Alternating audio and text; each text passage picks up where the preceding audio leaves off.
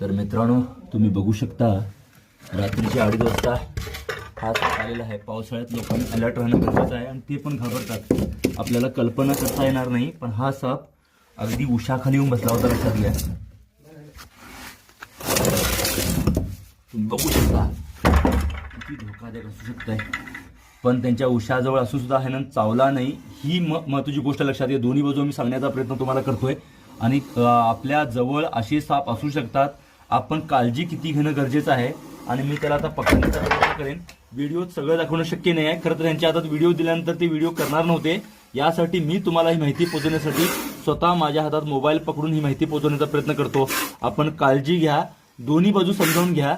आपल्या जवळ एवढे खतरनाक साप येतात राहतात आणि आपल्यापासून ते लांब लांब जाण्याचा प्रयत्न करतात. आता मी अलगद पकडण्याचा प्रयत्न करेन इथं, आणि हा इथं मी पकडला पण नाग